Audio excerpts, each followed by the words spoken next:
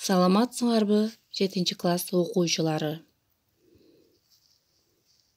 Кыргыз тили сабагынан бүгүн силер менен жат жазуу жазабыз.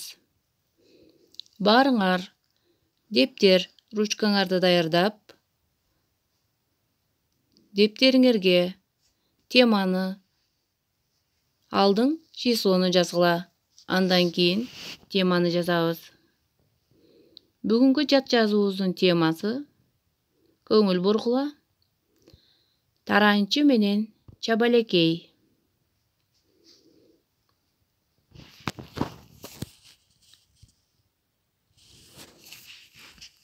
Балдар, бул эки канаттууну көргөнсүңөр.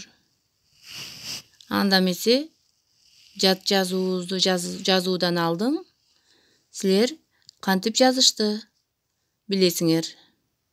Мен токтолгондо тыныш белгилерин да кое кеткиле.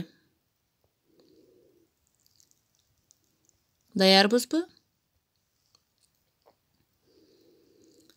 Баштадык. Таранчы менен чабалекей.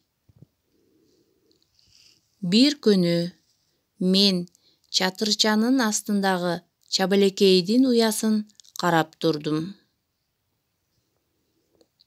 Чабалекейдин экөө тең учуп кетишти да, уясы бош калды.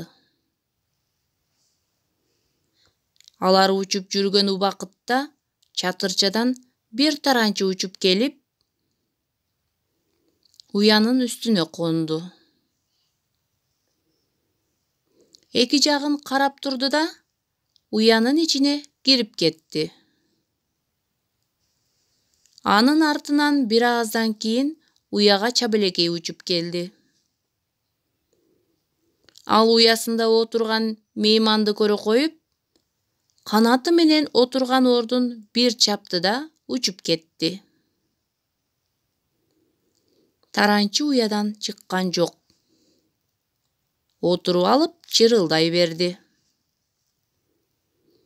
Чабалекейлер кайра дагы уяга учуп келишип, отурган таранчыны көрүштү да, кайра учуп кетишти. Алар куру бекер учуп келишкен жок. Ар кимиси ооздоруна балчыктан алып келишип, аз-аздан уянын жылчыгын бүтөй беришти. Жылчык кичирее берди. Акырында такыр эчтемеси көрүнбөй калды. Чабалекейлер таранчыны уянын ичине балчык менен бекитип коюшту да, үйдү тегерене айланып учуп жүрүштү.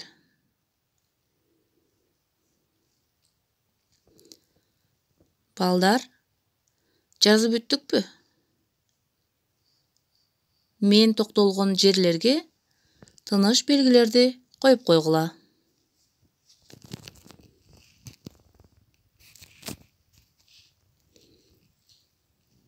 Бүгүнкү текстибиздеги татаал сөздөрүбүз аз эле, кээ бирин силерге көрсөтүп койдум. Уясы, мейманды деген сөзүбүздү тырмакчага алып коебуз. Чыккан, кичирээк. Баарыңарга ийгилик каалаймын. Саламатта болгула.